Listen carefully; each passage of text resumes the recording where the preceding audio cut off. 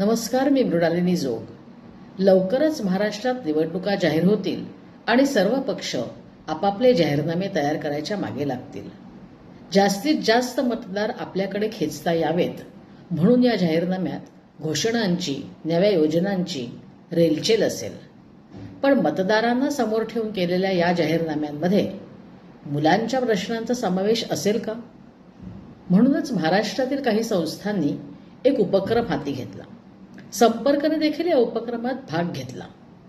राज्यात ठिकठिकाणी 18 वर्षाखालील मुलांना एकत्र आणून त्यांच्या समस्या, त्यांना भेडसावणारे प्रश्न यावर त्यांची आपसात चर्चा घडवून आणली. सरकारकडून, नेत्यांकडून त्यांच्या काय अपेक्षा आहेत ही चर्चा देखील मुलांनी केली आणि त्यातूनच तयार झाला मुलांचा जाहीरनामा. गेलं वर्षभर ही प्रक्रिया सुरू आहे. शिक्षण, सुरक्षा, सर्वसमावेशता, समान संधी हे मुद्दे या जाहीरनाम्यात आहेत. आता पक्षनेत्यांपर्यंत, लोकप्रतिनिधींपर्यंत हा जाहीरनामा पोहोचवण्याची जबाबदारी अर्थात संपर्कने घेतली आहे. पक्षांच्या जाहीरनाम्यात या मुलांच्या मुद्द्यांचा समावेश व्हावा ही जबाबदारी देखील संपर्कने उचलली आहे. तुम्हाला माहीत आहेच, लोकप्रतिनिधींबरोबर धोरणांचा, सामाजिक प्रश्नांचा पाठपुरावा आणि धोरण अभ्यास संपर्क करतं.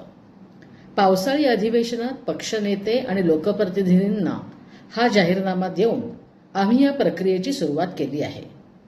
आता पक्षनेते, जाहीरनामा समितीचे सदस्य आणि मुलांच्या भेटी आम्ही घडवून आणणार आहोत. त्यामुळे आपल्या समस्या थेट नेत्यांसमोर मांडण्याची संधी या मुलांना मिळेल. आणि अर्थातच निवडणुका झाल्यावर मुलांच्या या मुद्द्यांचा, प्रश्नांचा पाठपुरावा लोकप्रतिनिधींबरोबर आम्ही करूच. धन्यवाद.